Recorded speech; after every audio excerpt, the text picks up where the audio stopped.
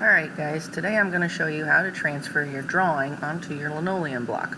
First thing you're going to do is you're going to flip this over using a general's layout pencil, and then I kind of like to hold it up a little bit to the light and trace around everything.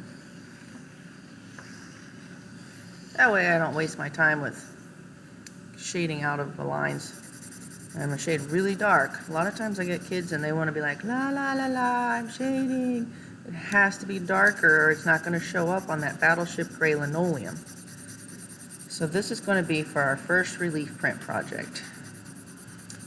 I'm going to continue to shade as dark as I can all over.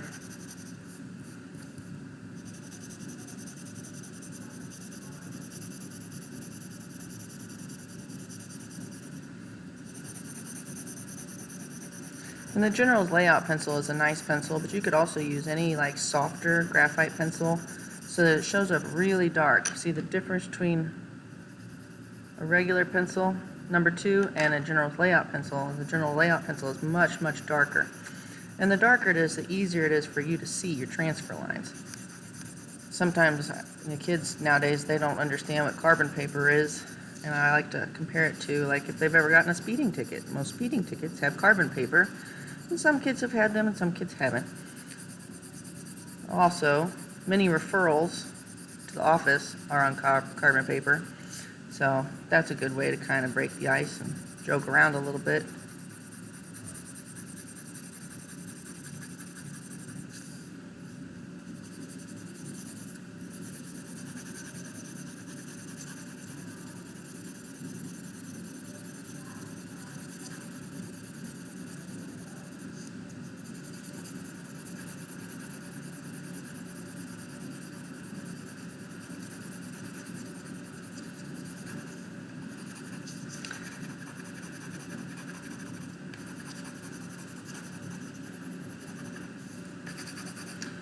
Okay, so I've got it ready to go. It's transferred. I'm going to take my drawing, I'm going to tape it to my block in what's called the hinge method. And the hinge method is very helpful because you can always flip it up to check your status, make sure you didn't miss any lines. So I can be like transferring, oop, check my progress, okay, there we go. Now you can use a regular pencil. Sometimes I like to use a pen, that way I can really see the lines and make sure that I didn't miss something. So now I'm just going to come back here and redraw my lines.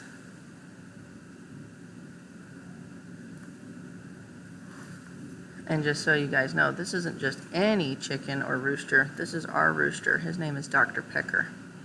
He's a very nice rooster and he's very pretty. Now, to show you how this transfers, see? Ooh, magic. So now I'm just going to continue to draw and fill all this in.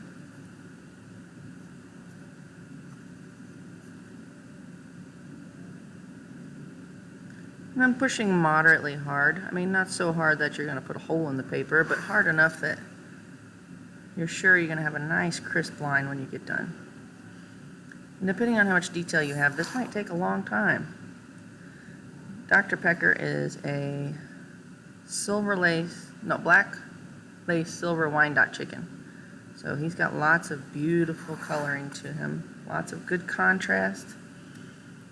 I love eggs, and I specifically bought this breed of chicken because they're so beautiful, and they also have really yummy eggs.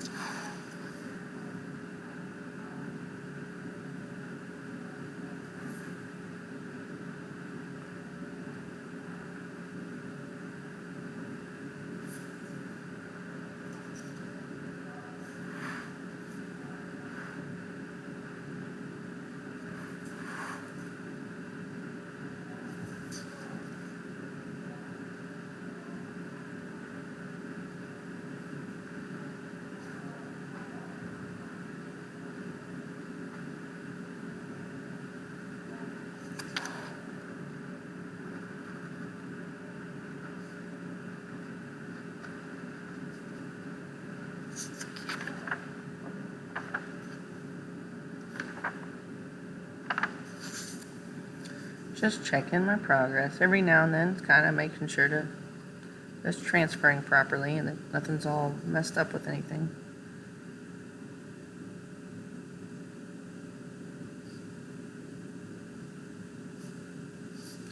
So this is all going to be black down here, and this was all going to be black too, but I kind of just scribbling it to kind of indicate, and I'm leaving the shapes there. So those are the ones that I know I'm going to cut out.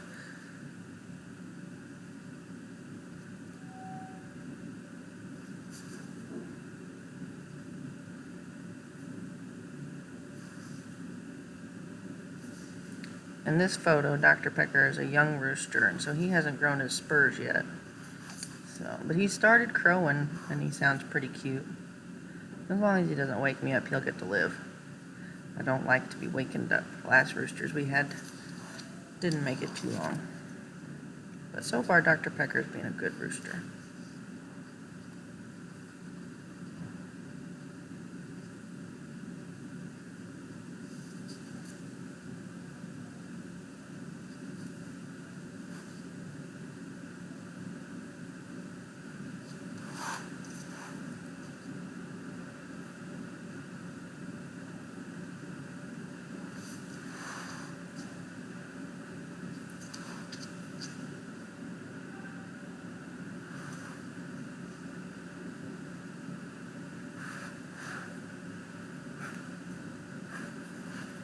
Now, I didn't shade a whole lot for the border, or for this, where the horizon line is, but that's okay. I can draw that in later.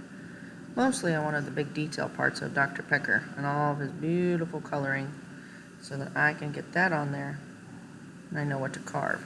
And while you're doing this, you've got to remember what is white is what is getting carved out or removed. Because what is black is going to be the area that is raised, and that will be the area that will carry the ink, kind of like a stamp. This is basically a giant stamp. Traditionally, printmaking has been used for lots of things, including currency, like back in the day, making currency, and mass production of any type of document or image. Do all kinds of fun stuff with printmaking.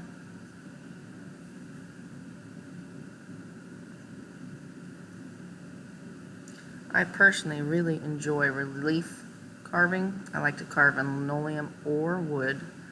Just really like the subtractive process of removing stuff.